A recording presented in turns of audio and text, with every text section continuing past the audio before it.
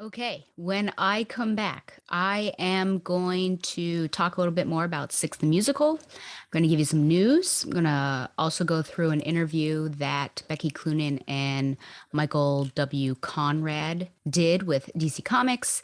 And I will cover some modern quickies, including Batman and Nightwing, and also some letters, some emails. But first, it's Zayas' Radio Hour featuring XYs from Six, the musical. Okay, if you're watching video, I had to do it because I forgot to do that at the end before Father Sean left. Okay, so we are back. I did want to talk a little bit more about Six the Musical. I didn't want to do it when Father Sean was on just because it's one of those situations where the other person did not experience it and you're just talking about it. But I cannot more highly recommend seeing and experiencing that musical. I loved it. Claire loved it. I had only heard two songs from it prior to actually experiencing the musical. And I remember seeing the album, but it seemed unfinished. Like maybe there were only 8 songs or something. I thought, well, I'll just wait until the whole thing is on. And Claire, I remember, had listened to it too. And I said, are there really only 8 songs? She's like, I don't know. And then when we got our playbill and we're in the seats, we're looking and we're like 70-minute runtime. And so I'm a bit bummed about that. I mean, the experience and being in the seats and just waiting for it is amazing, but also you're paying hundreds of dollars potentially to see a Broadway musical and you want a long time. I'm used to 2.5 hours or so watching a show. And I will say that this theater, I don't know if it was, the theater did seem smaller potentially, but the bathroom lines were insane. And I ended up going in the men's bathroom because I thought, I'd like to go. I don't know if I'll make it during the intermission. So might as well go now and then hold it and everything. And there was no intermission. So it didn't even matter. But I'm glad that I did go to the bathroom. So where to even begin? I fully understand, even once it began, but definitely more so afterwards, why that show is 70 minutes, because it is high energy from start to finish, even though there are a couple ballads. The women are out there the entire time. There's one time I think they go off in order to, maybe two, in order to get some props, some clothing props. And if each of the wives has their own special number, and if they are not, let's wait this out. Come on.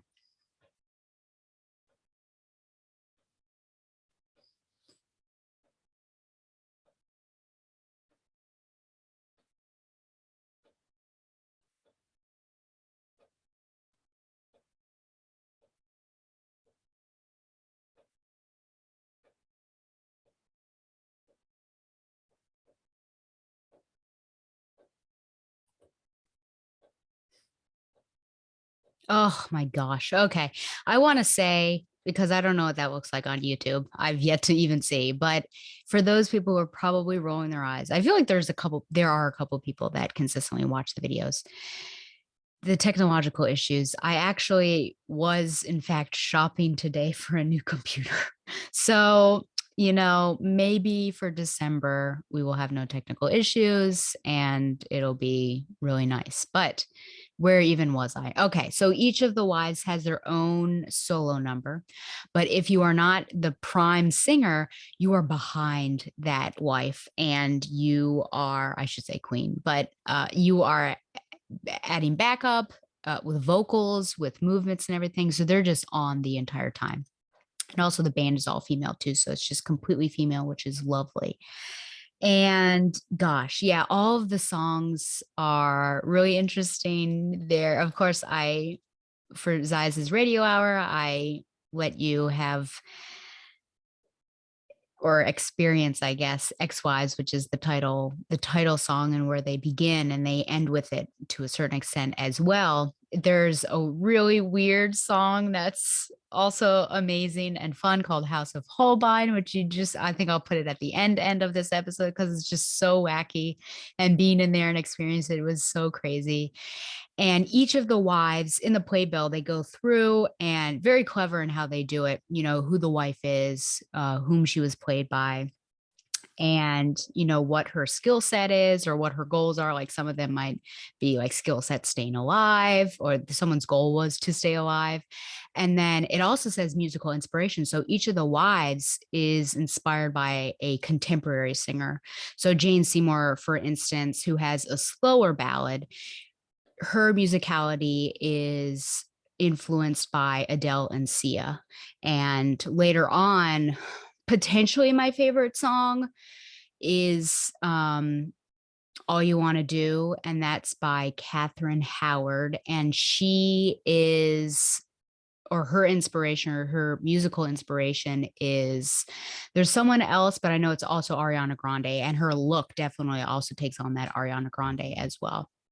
So yeah, it's just great that there's this banter between them, between songs, and then the songs themselves have double entendres. For the most part, it's pretty clean, but Claire and I were discussing, would you take your kid here? And I'm like, man, it's pretty close. It's kind of like cartoons that are made for kids, but there are adult innuendos and jokes that you can get. And so there's a lot of that for sure. So House of Holbein is really fun. Ex-Wives, of course, just starting off really hot. All You Want to Do, I really like it, but it was such a tonal shift because you're just high, high, high. I think it comes right after Anne of Cleves, and that one's pretty peppy and like feminist because she's like, I'm the queen of the castle. Get down, you dirty rascals. And then we have this one, Katherine Howard, so Me Too appropriate. And it's like high energy. Yeah, it's got that pop rock to it. And oh man, it starts off, she's 13, her first like sexual encounter is with this 23-year-old, and she thinks like, oh yeah, it's love. That doesn't work out. There's another one. She thought that was love, not going to work out. Henry VIII, she's not too excited about it. And then there's another one, and yeah, this is a 650, I think, or 7-minute song with 4 verses in it. And it just gets more and more intense, which, so again, 70-minute show. This is why. And I even saw some of the singers sneak, I think she was one actually, sneak some water before going on. And absolutely, you would need to do that because you've been singing the entire time. And now you've got this 7-minute solo. But she gets to the final guy, and it was just this, I guess, kind of a right-hand man to Henry.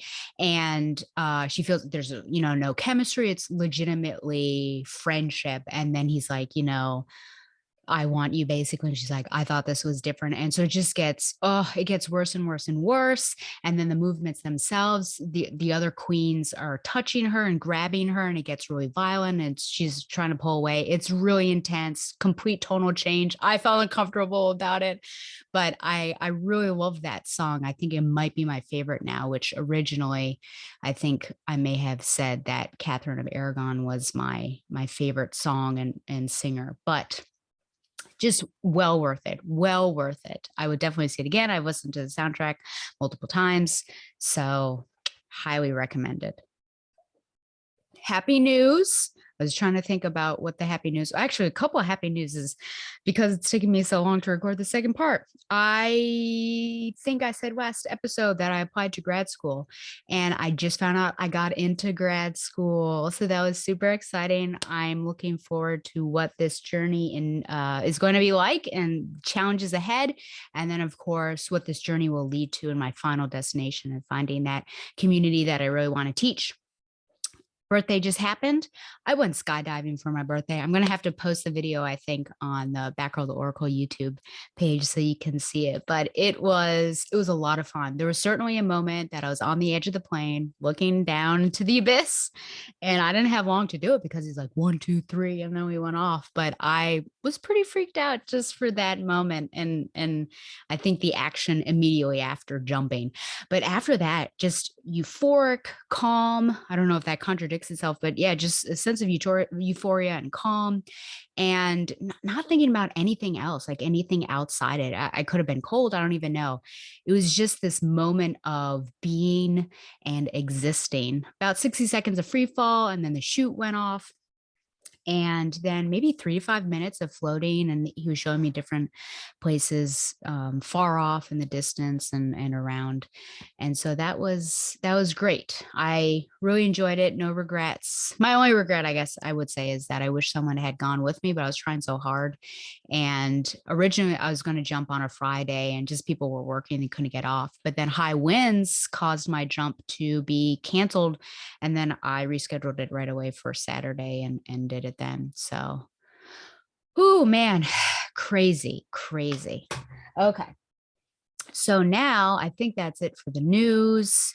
I would like to, let's see, how should I order this? Let's do listener emails. So, listener emails, I have two of them. One of them is from Ian Prime, aka Ian Miller. Unfortunately, he sent this to me a long ago, but I was going through my emails and I'm like, oh my goodness, Ian, I'm so sorry. So, anyways, here we go.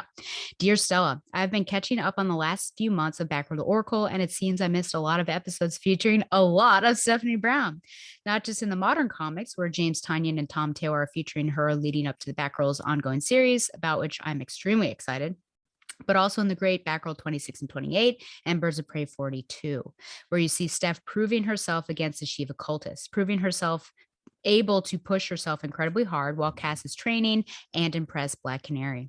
And you've also finished the Chuck Dixon era Birds of Prey. I'm still so pleased to have been invited to assist you in covering the wonderful Lazarus Pit arc. Definitely my favorite after the Hunt for Oracle storyline. But I am very, very excited to see what happens when you finally hit the first Gail Simone run, especially given your extremely insightful noticing of the parallels between Oracle's approach to Power Girl and Black Canary. I'm very curious if you think that Babs' approach is a negative action by her or a positive one. Do you think that Babs is more interested in what she can get by manipulating her fellow heroines who are in a bad spot, or if she intends to build them up to the best of their potential? And if you think there's a difference, given that there's some manipulation involved in both. I'd also love to know what you think your favorite non-Birds of Prey number 8 issue or arc was during this 4-year run. Looking forward to December when you'll be able to cover another Batgirls title, and hope that it's much, much better than the one which we covered together last year. Smiley face emoticon, yours, Ian Prime. Thank you for writing in, Ian. See, I didn't forget about you. It just got lodged in notifications. So that's really interesting. So he's talking about when Barbara reached out to both Power Girl and Dinah, I don't know, I did that, to Kara and Dinah, or Power Girl and Black Canary, in order to say, hey, your life looks like it's a bit without direction. Why not come on board? And whether, that was manipulating or not. I think Barbara is the type of person who always has multiple reasons for her actions. And I think she, is thinking multiple steps ahead potentially. So it's not, think of all probably the characters or heroes out there that may be directionless, but she looks at some of these really capable heroines. So for example, someone that may be directionless that Barbara did not reach out to necessarily would be Huntress, I think. Though it depends on the era, I guess. But that could have been somebody. But number one, Barbara doesn't want to deal with that woman. And number two, she doesn't really align, I think, ethically necessarily with Barbara's belief system.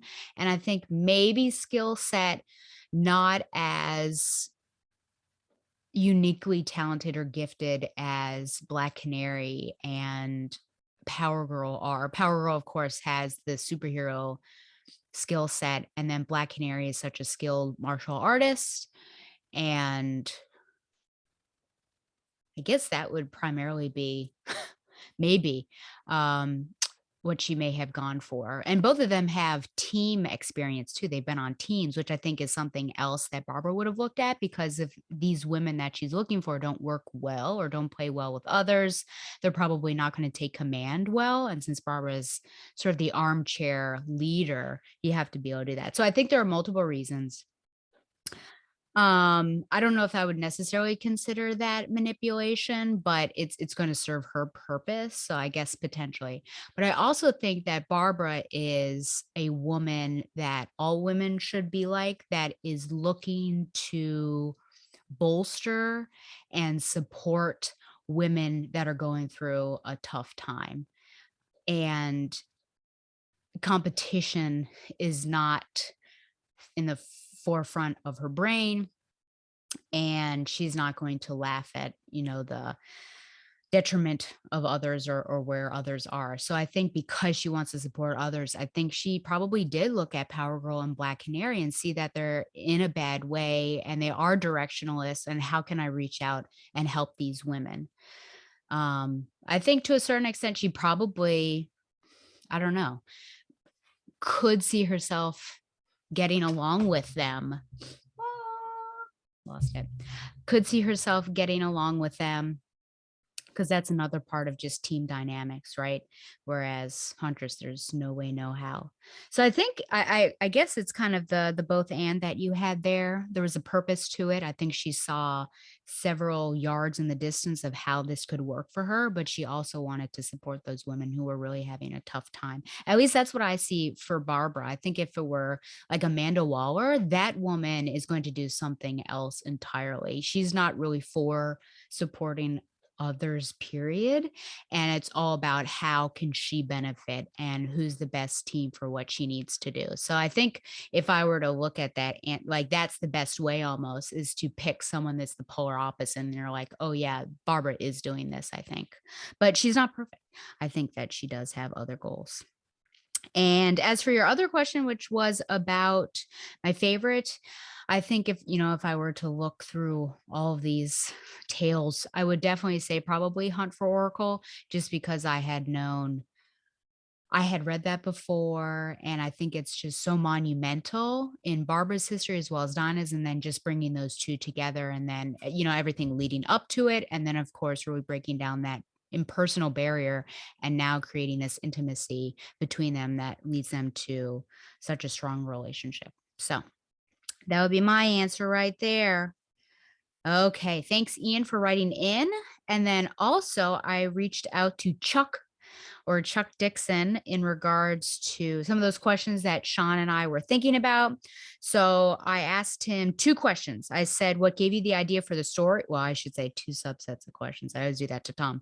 What gave you the idea for the story? Have you had interest in Roman history or culture? Do you have a classics background? He said, no formal training. It's mostly a toy soldier fascination with the Roman Empire, literally. See attached photo. Though I've read all of Tacitus and Plutarch and a lot of other writers, which right there, I appreciate your nerdyism. And I see all of his soldiers, which are a lot of fun. I would see if I can show it on screen, all the soldiers that he has. It might be kind of hard because of the lighting. I don't think you're going to see it. But he has a bunch of soldiers, all set out, toy soldiers. And then my second question was, who is the statue that Agrippina speaks to in her rooftop villa? Sean and I narrowed down the possibilities to Germanicus or Claudius, assuming this is Agrippina the Younger. And he said, it's been a while since I wrote that story, but my first impulse is to say it's Germanicus. And I thanked him for his time and his art. And he said, thank you. Cool questions. And then, of course, I forwarded that to Father Sean. So there you go. So thank you, Chuck, for answering those questions. And that reminds me that I need to reach back out to him and see if he wants to come on and talk about his tenure on Birds of Prey. Okay, so that's it for listener emails. Remember, you can always write in backrollauracle@gmail.com. It's been a bit of a dry spell, but here we are. Okay, so there is a Batgirls interview that DC Comics, I think specifically Alex Jaffe was the person who conducted it, and Alex speaks to Becky and Becky Cloonan and Michael W. Conrad. So I thought I would go through this in case you hadn't seen it. So let's see here. The concept of an all Batgirl series seems like an obvious home run. It's something that a lot of fans have been asking about for years now. Why is now finally the time for Batgirls? Cloonan says, I've heard it said once that you can't rush a miracle. I think sometimes things take time to happen. We were very happy to be asked.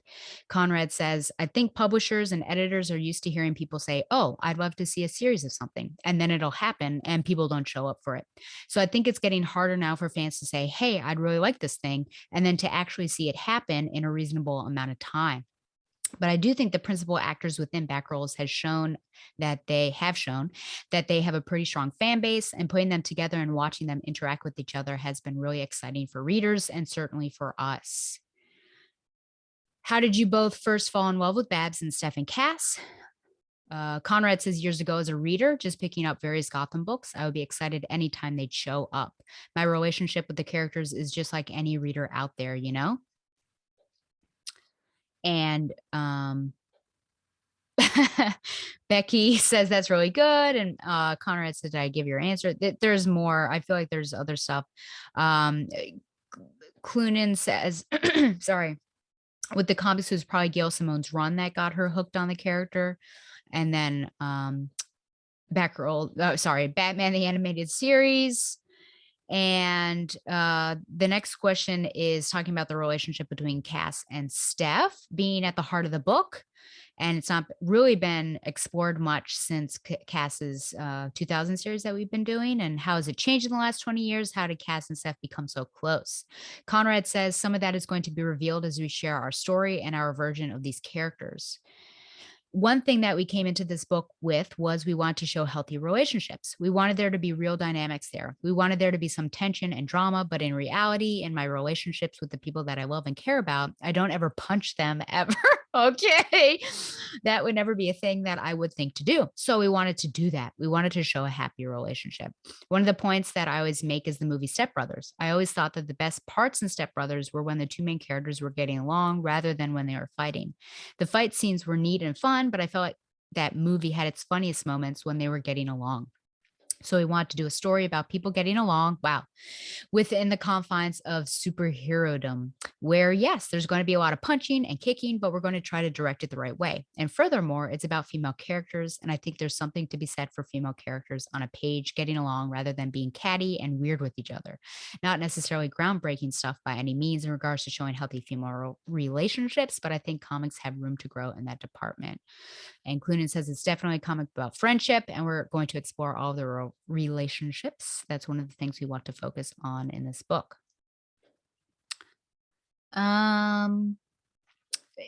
Next question is, how do you see yourselves exploring Steph here as a character in her own right? Clunan says it's great when you get to write a character who is very well defined, but with Steph, there's still so much to do with her and so much story to tell. It's so much fun to think where we're going to put her in the future and the things she's going to learn. I love having a character with that much potential. This is almost a betrayal, I would say, since didn't Steph already do this multiple times? But here we go. Not to say that they don't have all potential.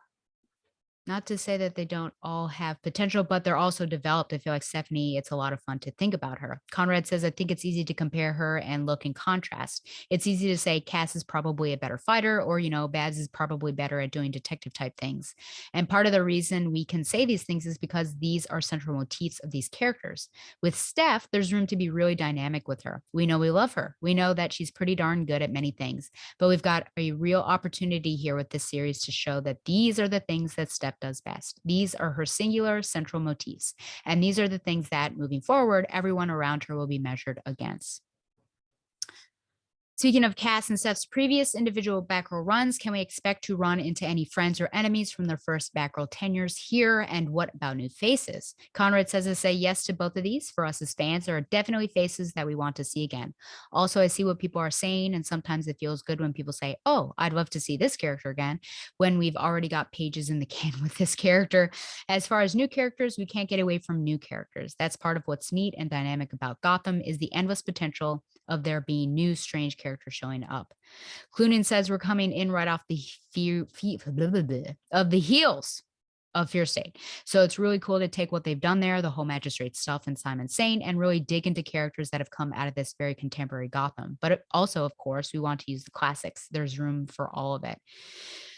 And Conrad says maybe some characters that some people have forgotten about, some characters that have shown up in past Batgirl comics that really meant stuff to us. So I don't want to spoil. But there are characters who are really going to delight people when they show up on the pages. I'm hoping for some deep cuts.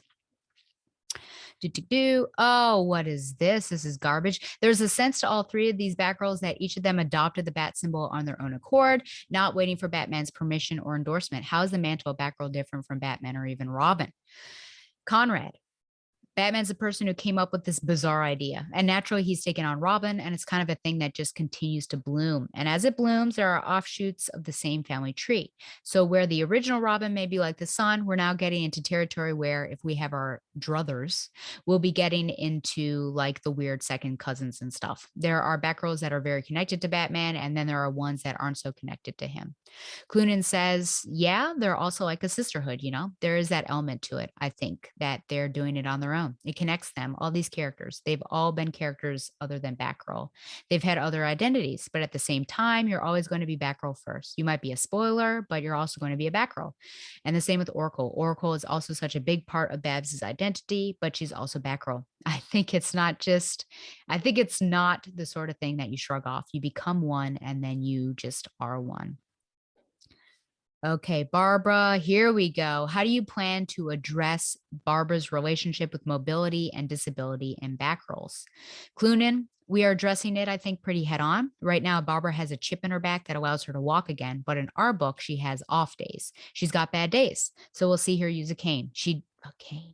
She does use a wheelchair occasionally. She's got days when she's just spending some time under her desk rearranging all the cables, you know?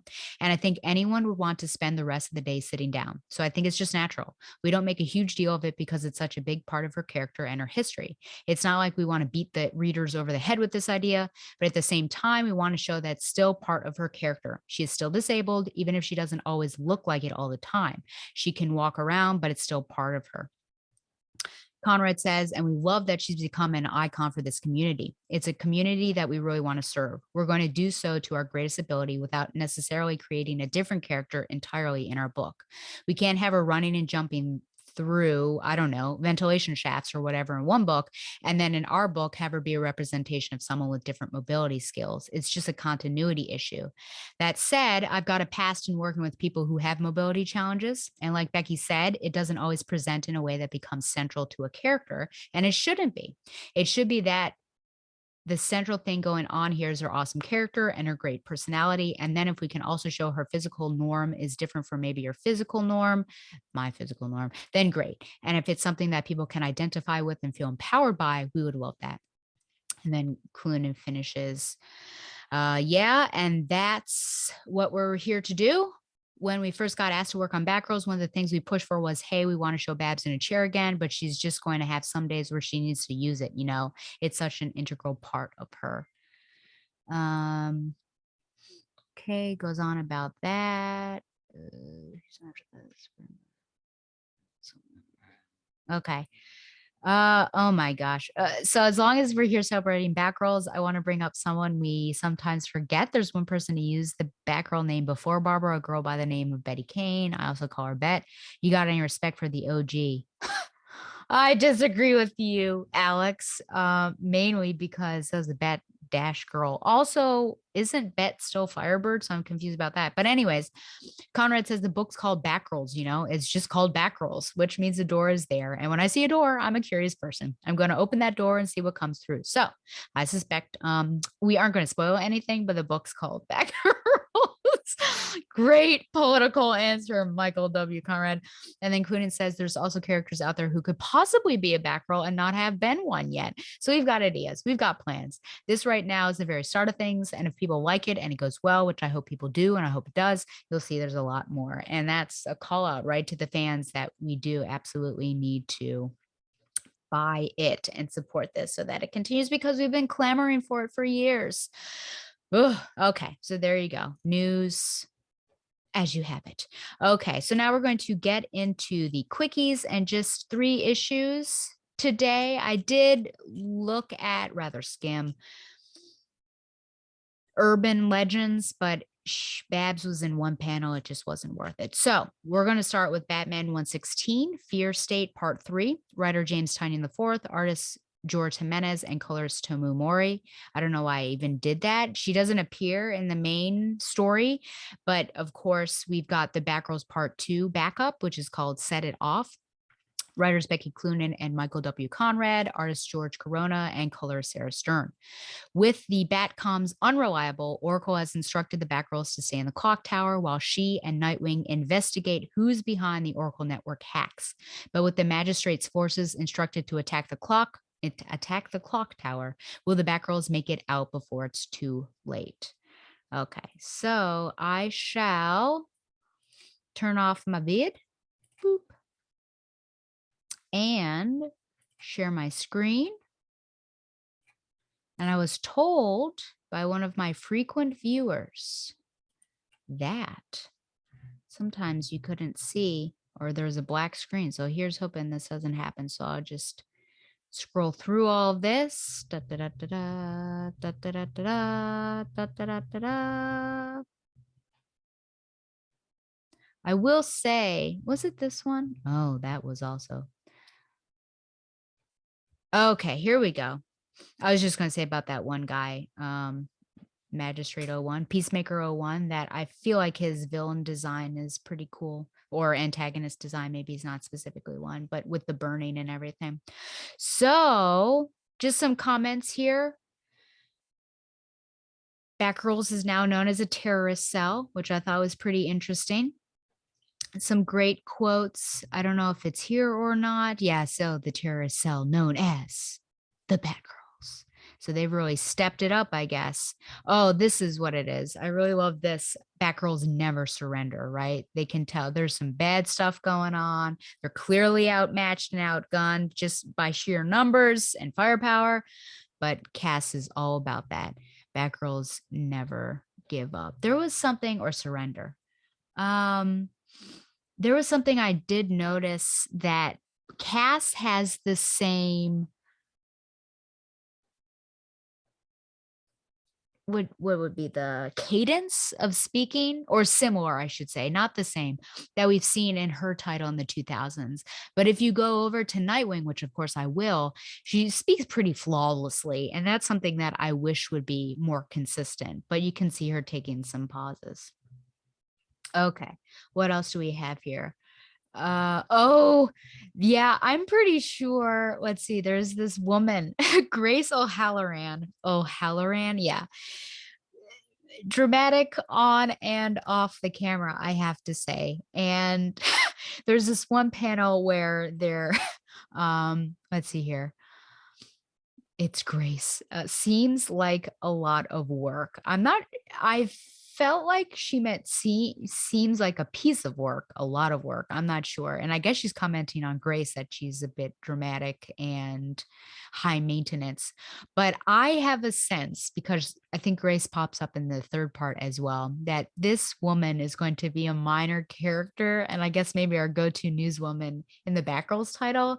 And she's just so much, she's extra, as they say, that I think she will be a comical side character, a dramatic April O'Neil, maybe. I like how in this scene they're up at the rooftop and then they change into civvies to get out of there. Certainly pulling a Spider-Man, I feel like, and changing clothing and having their clothing in a bag with them and then having to climb down and everything. Overall, I really liked this point. And I really, these three parts, right? Because leading up to it, you've had mostly Barbara's perspective and then other people's, but just really creating this intimate space, I think, between Cass and Steph and us as the audience, I thought was really great. And seeing what they've been getting into, and of course the clock tower situation, how did they get out of that, as well as what's it been like to be on the run from the magistrates and on ground level, because Barbara and Dick have been off doing something and Bruce has been off doing other stuff. So it's just been really fun to see that. And then overall, yeah, the last page, I really love this, that, these two girls, they've got to come up with a plan and it's hard and stressful, but they're together, and Cass hugging Steph at the end and saying, we're still the flipping back girls. Always, we'll figure it out. So I think that interview, asked the question about this relationship, and I feel like we've already seen it. So it's not like Cloonan and Conrad are inventing this relationship, but I think they're just further developing what we've seen before. And I think also giving us nostalgic feels from the Steph and Cass way back when, when they were training together and whatever that was, Cass, Batgirl, maybe 28 or something like that. So as we see that, I think that'll be a lot of fun. And I know that I don't have the cover up. They showed all the variants for, I think there are 4 different variants from the first issue of Batgirls, and one of them, Donovan, had commented, this one is really shipperific, because I think they're like reaching out to each other as they're swinging through the air. And potentially, that, I don't know what I would think.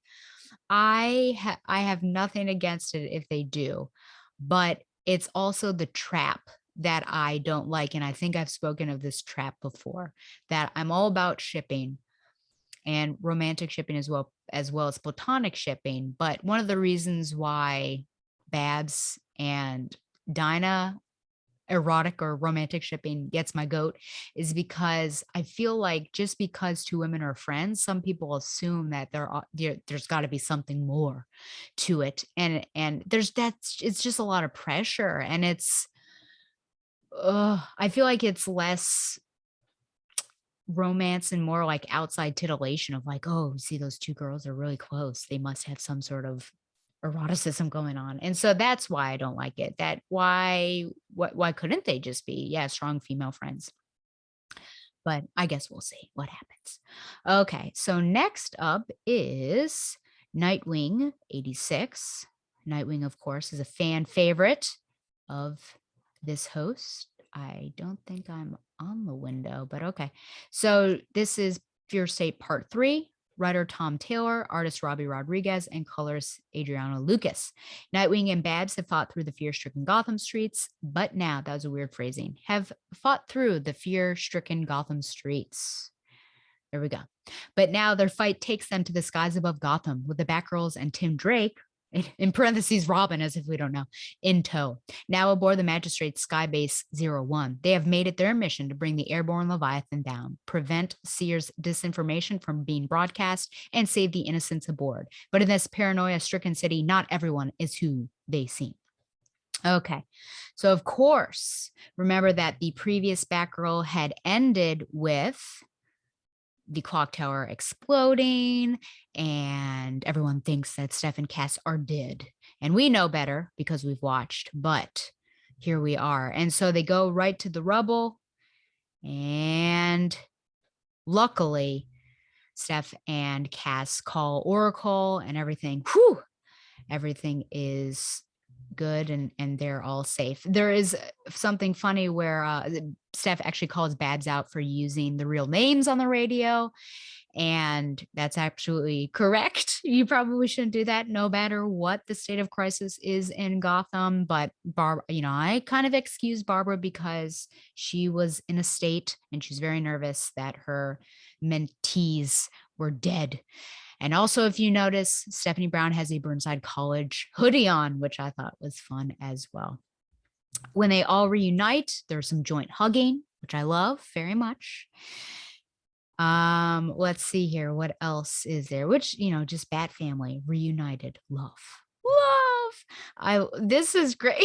This page I love so much. So Dick is pointing to the sky base that they need to go up there. And Tim is saying, okay, how are we getting up there? Oh, unless you 2 want to do this alone. And of course, Steph and Cass haven't been around to know what's going on here or what the change in relationship status is. They haven't been on Facebook, aka Meta, recently.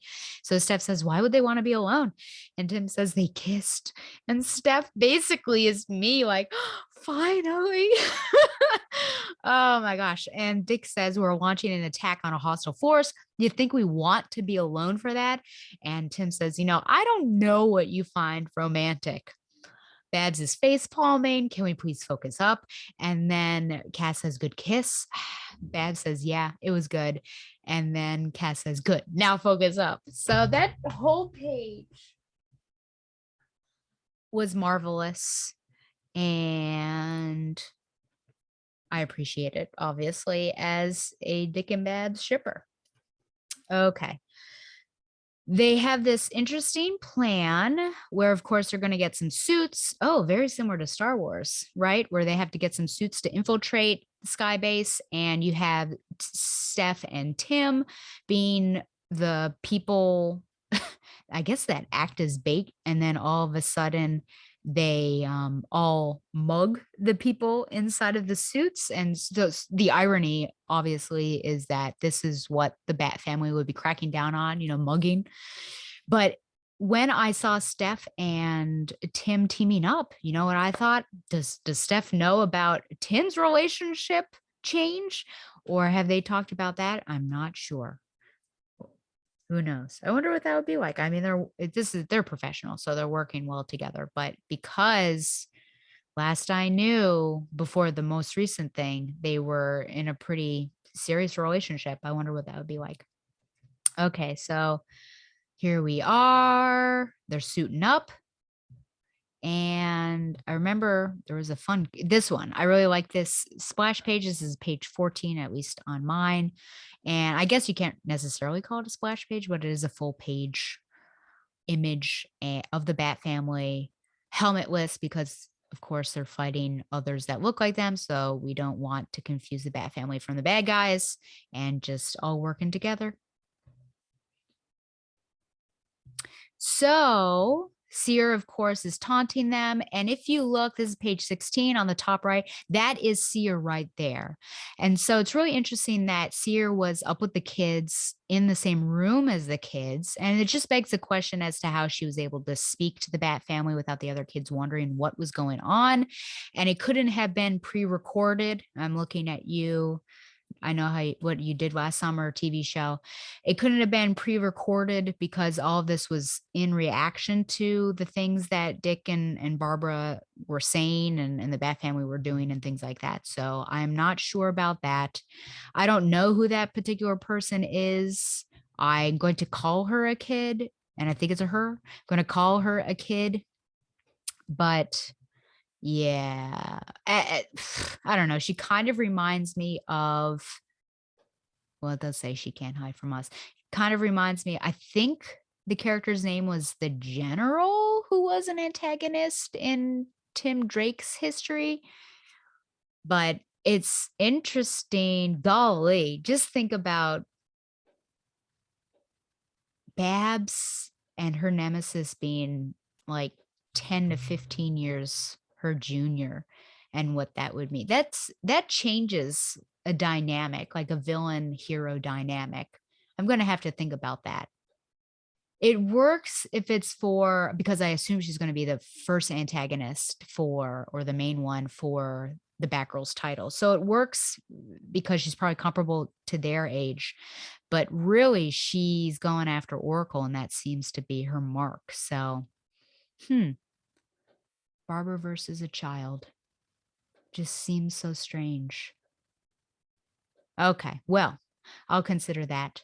If you have any thoughts on whether this is an interesting dynamic, or whether, I don't know, not inappropriate, but what that means for Barbara that her nemesis is a child, let me know. Right into backroll@gmail.com.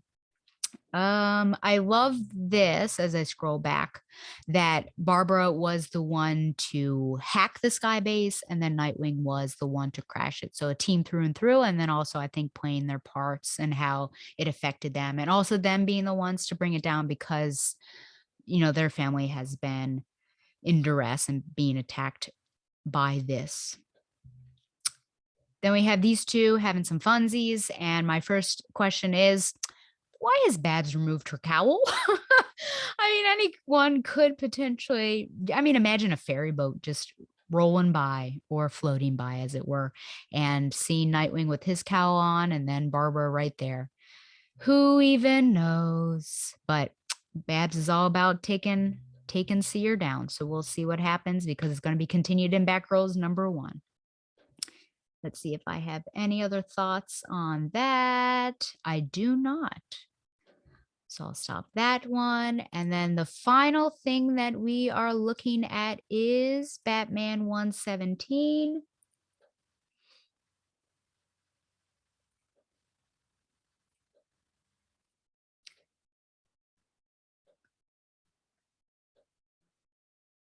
And this is Fear State finale.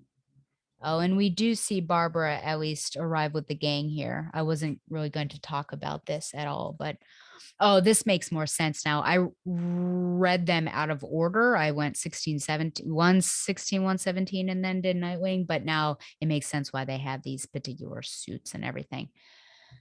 But I am going to, oh, there's a shipper. I forgot about that. Yeah. So Harley and Poison Ivy. Oh, here we go. I think this was kind of what I was talking about. He reminds me of like Michael Myers mixed with Jason and just the burning and everything. I mean, he looks this is Peacemaker 01, sorry for those not seeing, but he just seems so formidable, and the burn marks add very much to that. Okay. Oh, yep. Oh, happiness. Look at that family all together. Kate. And then add in some other people's like the Signal and Harley. I like that Harley's kind of part of the Bat family now. Okay, here we go with the Batgirls part 3 of 3. Can't hardly wait. Hashtag Tom Panerese's favorite movie, I think. Writers Becky Cloonan and Michael W. Conrad, artist George Corona, and color Sarah Stern. After what happened in the Magistrate's Skybase 01, nowhere is safe, and the Batgirls hide out in a hotel room until Babs arrives, offering a plan for their future. Seer, the anti-Oracle, is revealed here. Technically, she was revealed in Nightwing, but we'll go with that. And who they are will make you question everything who they are you see moving forward in Gotham. So should I know who Seer is? Because I don't know. So, oh yeah, the Grace person right here. I ask it right here. Is this Grace person going to be a minor character in Batgirls? I hope so. I mean, this woman just blurts things out and she's already live. So be really interesting. It's pretty fun. So they're in this hotel called the Holmes, and I don't know who's doing the stars rating, but maybe they're just checking in to see how it is. But it keeps going down and down and down. So day 2, it's 1.75. I think it just keeps going on. There's a comment at one point, someone threw I think it was like a TV out of the window. So that's a fun little strain that is going through. The Batgirls are going to be roommates, which is super exciting. Barbara comes in to let them know that she's looking for a place and she's found it. Until then, of course, Barbara actually leaves Steph. Is this the one? Yeah, she's leaving them with each other, Steph and Cass, to fend for themselves in this dingy room. And then she's going to go crash with Dick, which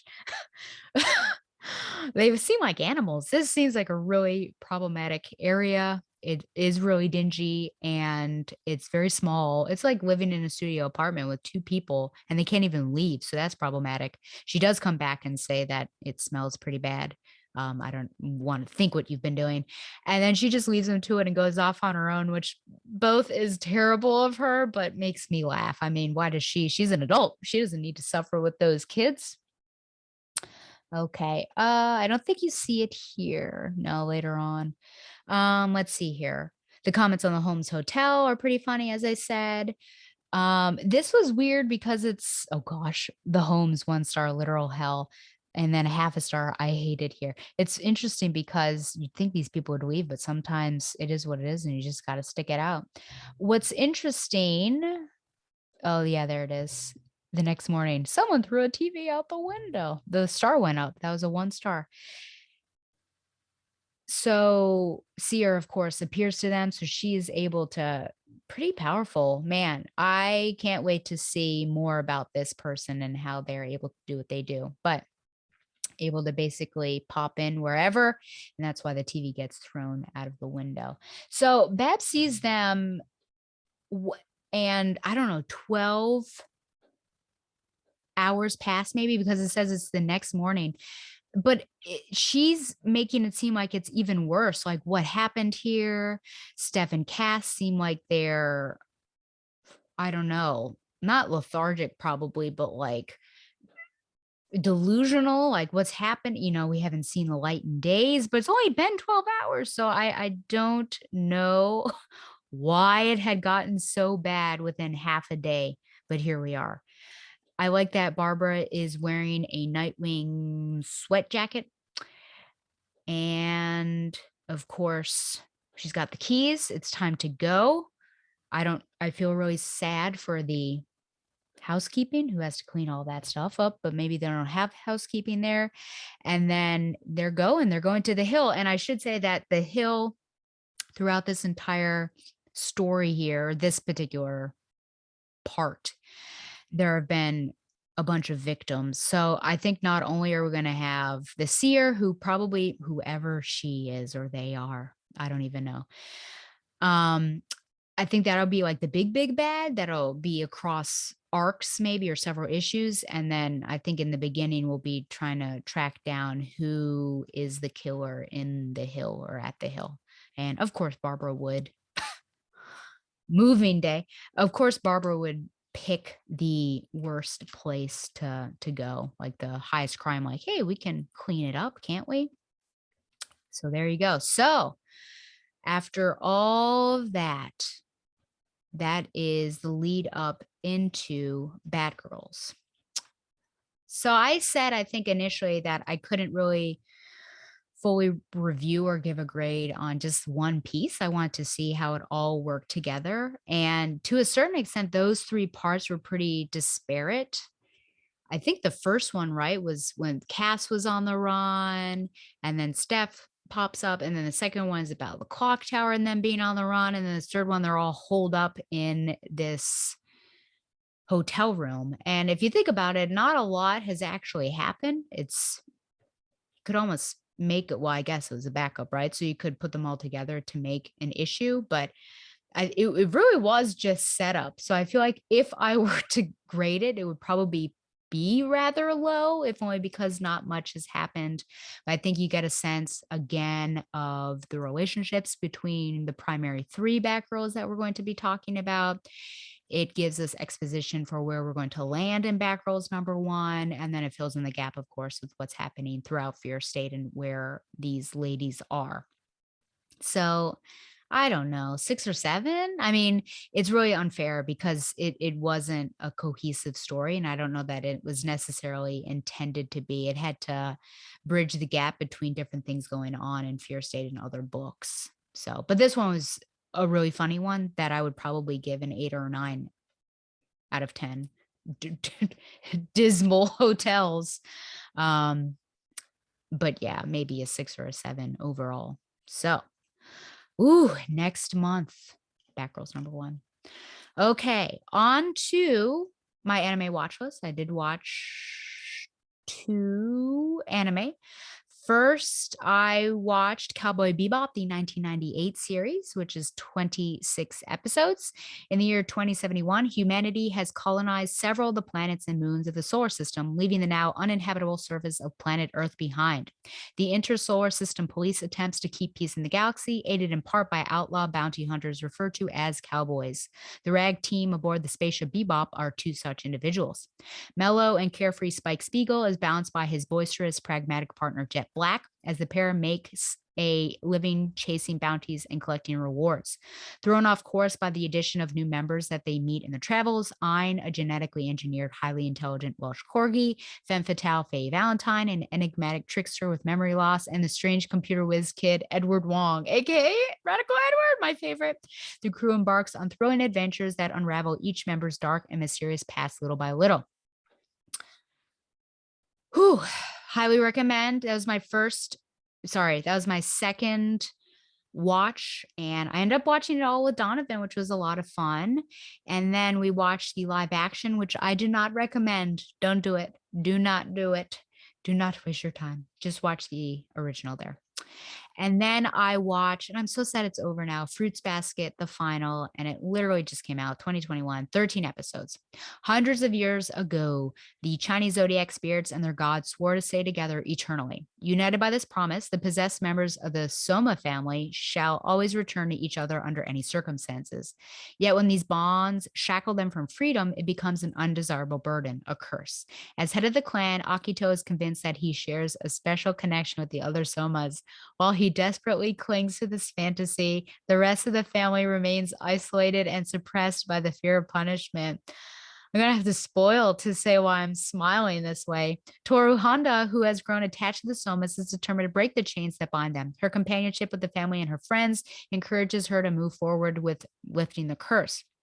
However, due to confounding revelations, she struggles to find the tenacity to continue her endeavors. With time slowly withering away, Toru contends with an uncertain future in hopes of reaching the tranquility that may lie beyond all this commotion. And it got really dark, I think, if you remember several episodes before with season 2.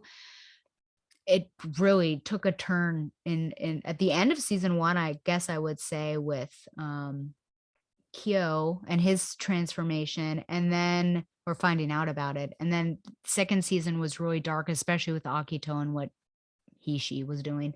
And then this one starts to level out and has promise, but you're wondering, are Toru and Kyo going to get together? Because she really wants to end the curse for his benefit and everything. And they finally come together and admit their love for one another. And it's more, well, Toru admits her love for Kyo, and then Kyo is like, you idiot, why would you love me? And so he's got to reconcile with that. And then meanwhile, Akito, the family head. Here's the big spoiler. You should fast forward maybe a couple minutes if you want to hear this, but Akito is actually a woman. And the way she acts, oh my gosh. So it makes sense. Some of the stuff she does with the male Soma family, like, you kind of question, like, how many of them does she have sex with? But she is a terrible human being towards the females. And there's, I guess, this understanding that because her mother is so terrible to her, basically she's got lots of trauma towards women, though you'd think it'd be like towards matriarchal women, but it's just all women. And she does terrible things like throw them out of a window or scratch their face with her nails. At one point she stabs someone in the back. That was a man, but she felt like she was betrayed. And then all of this stuff she complains about, like, you know, you don't know how much pain I'm going through, as she's stabbing someone. And I have to say that if anyone were a grade A B word, it would be this person. And towards the end, there's some reconciliation. Toru is just a better person than I am. She's really able to reach out to Akito and turn that around and give her love and compassion and companionship and to a certain extent. And Isuza, whom was thrown out of a window, who was thrown out of a window, is like, I don't know how you guys can move on. Like, I can't do that. And I'm like, absolutely, sister. So Toru is just above and beyond. But yeah, to a certain extent, I'm just like, wow, forgiveness for this person's got to be really difficult. That would be real stretch. And you know how I strive towards compassion and empathy and forgiveness and grace, but you have to witness everything that Akito did and be like, ooh. And everyone deserves it, right? The grace and everything, but it's just, I would have to work real hard. I'd be on Isuzu, like, for sure, girl. I don't know if I can do it, but I love Fruits Basket. I really love just the animation style. I think for this revivified version, I like a bit more than the older one, but it might be maybe my top 5 anime. I'd have to think about that. So definitely Uran, which, shout out to my soulmate, my platonic soulmate, Donovan, for getting me this for my birthday, and Uran High School Host Club sweatshirt, and Maid Sama and Fruits Basket, probably top 5. And then I'd have to think, because there are some that have really stuck with me that I would probably also have to say, but I highly recommend Fruits Basket. And I watched the dub because I liked how it had the originals in there. And OTP for sure is Kyo and Toru. I'd like to find a shirt with them on it. I'll have to look. Okay, so what are you wearing? I kind of did that. And then my last thing is literature recommendations. And I have no idea where I left off the last time. So let me pause this while I look through my Goodreads. Okay, I'm pretty sure that The Lost Apothecary was what I last spoke of on the previous episode. I will say that I've been reading lots of Amazing Spider-Man by Nick Spencer. I think I've read 12 volumes. So I highly recommend all of those. I read The Things We Cannot Say by Kelly Rimmer. Technically, I listened to it. Wait. Yes, it was an audiobook. Yes, that is what I listened to on the way to driving up to Jersey. In 1942, Europe remains in the relentless grip of war just beyond the tents of the Russian refugee camp she calls home. A young woman speaks her wedding vows. It's a decision that will alter her destiny, and it's a lie that will remain buried until the next century. Since she was 9 years old, Alina Dziak knew she would marry her best friend Tomas. Now 15 and engaged, Alina is unconcerned by reports of Nazi soldiers at the Polish border, believing her neighbors that they pose no real threat, and dreams instead of the day Tomas returns from college in Warsaw so they can be married. But little by little, injustice by brutal injustice, the Nazi occupation takes hold, and Alina's tiny rural village, its families, are divided by fear and hate. Then, as the fabric of their lives is slowly picked apart, Tomas disappears. Where Alina used to measure time between visits from her beloved, now she measures the spaces between hope and despair, waiting for word from Tomas and avoiding the attentions of the soldiers who patrol her parents' farm. But for now, even deafening silence is preferable to grief. Slipping between this synopsis did not even talk about the modern, but anyways, the frenetic pace of modern life. Yeah. So the modern part, I can't believe they didn't do that, is Alina's granddaughter and finding out or going on this journey because Alina in the present day ends up having, I believe it was a stroke. And so she wants to go back to Poland, but she really can't. And so she wants her granddaughter to go there and find Tomas. And there's like all this confusion that I don't want to spoil. And then meanwhile, Alina's granddaughter, whose name now I can't remember, I can't believe they didn't put this in the synopsis, has a son who is on the autism spectrum. And so there's some good, I think, portrayal there. And yeah, lots of conflict though, like between the father and how he's relating to the son, between that mother and her mother, which would be the daughter of Alina. And meanwhile, you find out what has happened to Tomas because they think, well, Tomas is the grandfather. He died a couple months ago, I think like 6 months or something. And you find out that that's actually not true, and more about what went on. So I had hopes as we were going on, like, oh, the love survived. And then I was betrayed. Okay. I did reread The Girl with the Dragon Tattoo by Steg Larson. I feel like I've talked about this before, so I don't need to go through it again. I would say caution because some major and disturbing sexual violence. So if that's not something, was going to say that you like, if that's not something that you will be able to handle, let's just say that, I don't think you should read it. But you could potentially, if you're able to withstand maybe people talking about it, then you should listen to the next episode of, should be December, the December episode of Required Reading, where I lead that discussion. Okay. I then read Will of Dark Hollow, which ended. That it was just a duology, and it made me really sad. So let's see here. And this is by Robert Beatty, and still Serafina is I prefer her. But The Great Smoky Mountains, 1901. Willa and her clan are the last of the Faerun, an ancient race of forest people who have lived in the mountains for as long as the trees have grown there. But as crews of newly arrived humans start cutting down great swaths of the forest she loves, Willa is helpless to stop them. How can she fight the destroyers of the forest and their powerful machines?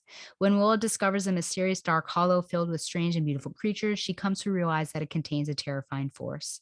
Is unleashing these dangerous spirits the key to stopping the loggers? Willa must find a way to save the people and animals she loves and take a stand against an all-consuming darkness that threatens to destroy the world. So not only fantasy, but I think also some conservationist topics as well, which I appreciate because we are called to be caretakers of creation. Oh, geez. Oh, I better not have. Okay. Whew. I thought I gave this next one a high rating. This is Mrs. Rochester's Ghost by Lindsey Marcotte. I don't recommend it, but I'll read about it anyways to you. Jane has lost everything: job, mother, relationship, even her home. A friend calls to offer an unusual deal: a cottage above the crashing surf of Big Sur on the estate of his employer, Evan Rochester. In return, Jane will tutor his teenage daughter. She accepts. But nothing is quite as it seems at the Rochester estate. Though he's been accused of murdering his glamorous and troubled wife, Evan Rochester insists she drowned herself. Jane is skeptical, but she still finds herself falling for the brilliant and secretive entrepreneur and growing closer to his daughter. And yet, her deepening feelings for Evan can't disguise dark suspicions aroused when a ghostly presence repeatedly appears in the night's mist and fog. Jane embarks on an intense search for answers and uncovers evidence that soon puts Evan's innocence into question. She's determined to discover what really happened that fateful night, but what will the truth cost her?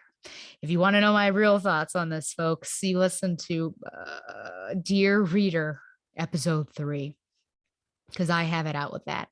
And then the final thing that I read, I just finished it today, was a play that I got from the drama bookshop. And I also happy to, so the drama bookshop had been around for a really long time in Midtown, and basically like down the street from Midtown Comics. And then I think it just got into some financial troubles and had to close up. And then a bunch of people came together, kind of led by Lin-Manuel Miranda, to be like, we need to have this still. And so they restored it,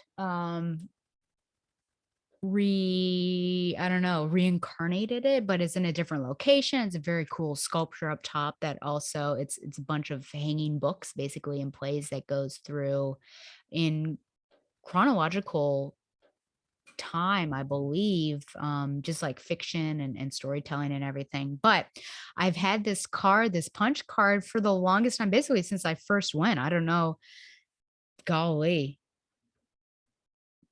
maybe 2012. That seems even too late. At least 10 years.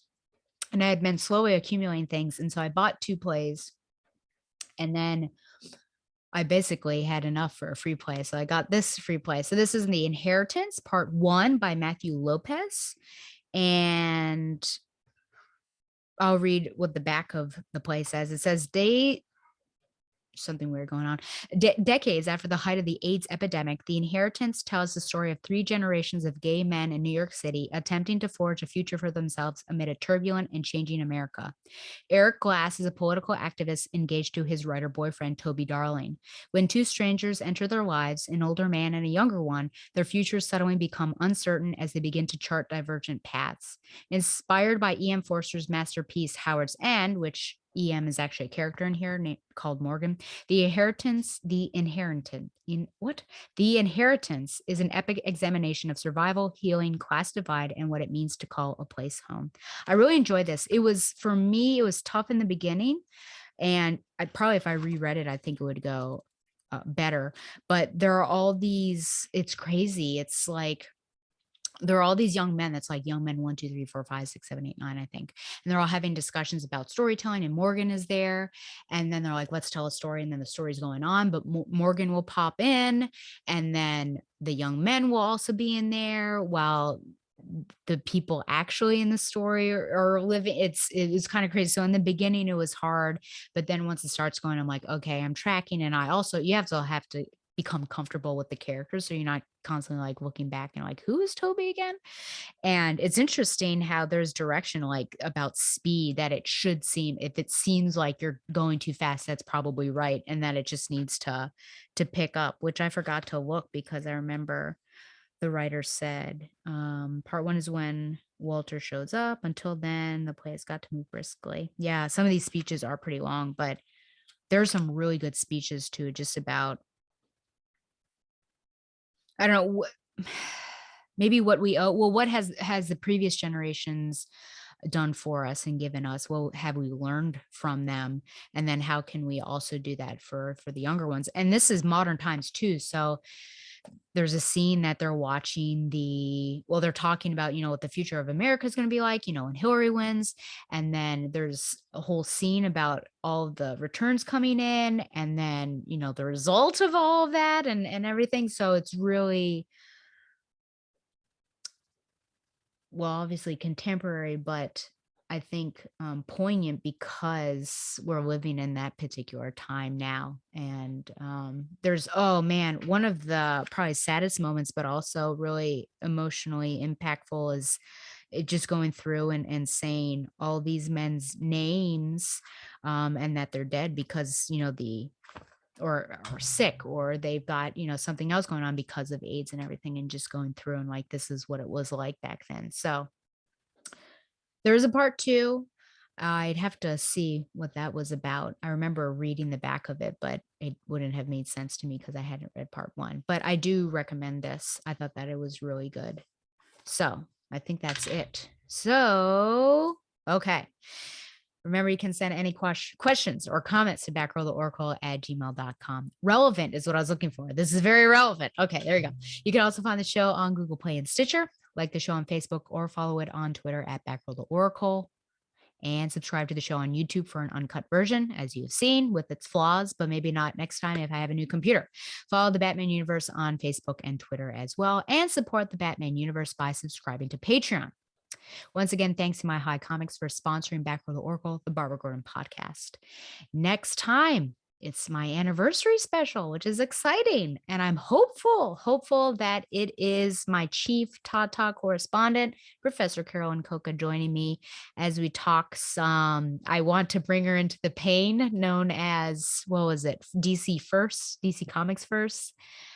Batgirl and Joker, which remember I attempted to, but just couldn't handle at that moment. And then of course Batgirl's number one. So some pain and some beauty, so the grotesque and the beautiful, like Frances O'Connor. Okay, I think that's it. Until next time, fly on, Babs lovers.